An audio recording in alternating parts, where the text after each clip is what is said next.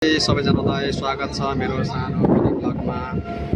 हामी चाहिँ विगत 20 दिनदेखि अगाडि नै यो बिजुलीको पोल बनाउँदैछौँ। यो चाहिँ सेकेन्ड स्टेप सकेर थर्ड स्टेपमा जोइन गर्दैछ। यहाँ चाहिँ दुईटा हो है। अर्को चाहिँ सेकेन्ड स्टेप सकेर बसिराखेको छौँ अनि तेस्रो स्टेप जोइन गर्नलाई चाहिँ त्यो 300 टनको क्रेनले जोइन गर्दैछ। सँगसँगै नजिकै छ समुद्र पनि। गर्मीको मौसममा पनि एकदम चिसो भइराखेको छ। यो 180 मिटर अग्लो टावर बनाउनु चाहिँ त्यो 300 टनको क्रेनले नभ्याउने भएर यो हामीले चाहिँ 1600 टनको क्रेनलाई जोइन गर्दैछौँ। यो सिसी क्रेन हो। यहाँ सिनियर रिगरहरू बसिराखेको छ। हामी फिट गर्नलाई चाहिँ यसरी माल पठाउँदैछ। हामी यहाँ माथि चाहिँ फिट गर्दैछौँ। त्यहाँ अर्को क्रेन पनि छ स्टिल म्याट राख्नलाई।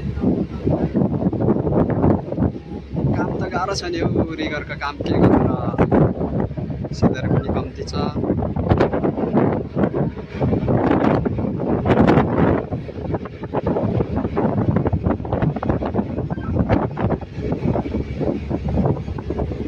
हावा पनि चलिरहेछ।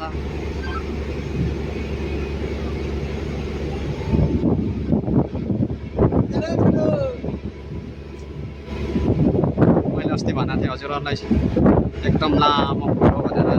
त्यो पुल पनि एकदम लामो छ।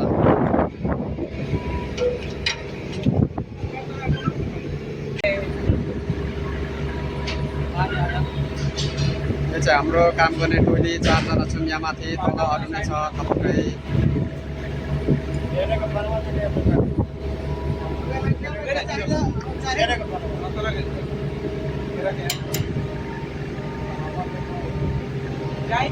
जाई तर